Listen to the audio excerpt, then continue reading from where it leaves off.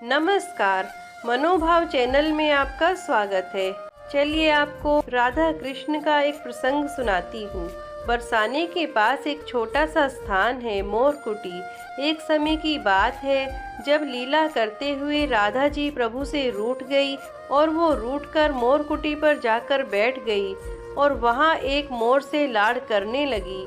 जब हमारे ठाकुर जी उन्हें मनाने के लिए मोरकुटी पर पधारे तो देखा कि राधा जू हमसे तो रूठ गई और उस मोर से प्यार कर रही हैं, तो ठाकुर जी को उस मोर से ईर्ष्या होने लगी।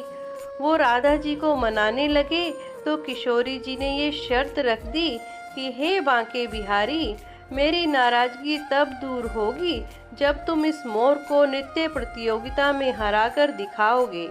ठाकुर जी इस बात पर तैयार हो गए, क्योंकि उस नंद के छोरे को तो नाचने का बहाना ही चाहिए।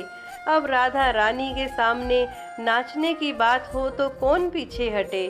प्रतियोगिता प्रारंभ हुई। एक तरफ मोर जो पूरे विश्व में अपने नृत्य के लिए विख्यात है, और दूसरी ओर हमारे नटवर नागर नंद किशोर प्रभु उस मयूर से बहुत अच्छा नाचने लगे। पर फिर किशोरी जी को लगा कि यदि बांके बिहारी जीत गए तो बरसाने के मोर किसी को मुंह नहीं दिखा पाएंगे।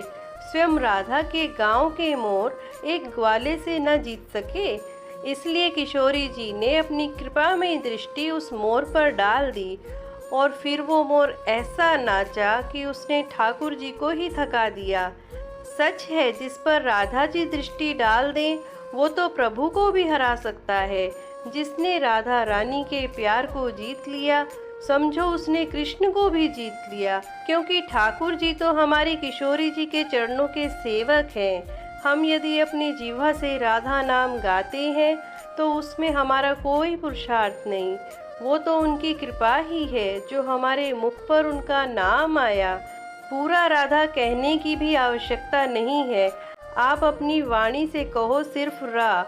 ये रा सुनते ही बांके बिहारी के कान खड़े हो जाते हैं, और जब आप आगे बोलते हैं धा, मतलब आप बोलते हो राधा, तो बांके बिहारी के कान नहीं, फिर तो बांके बिहारी ही खड़े हो जाते हैं भक्त के साथ चलने के लिए।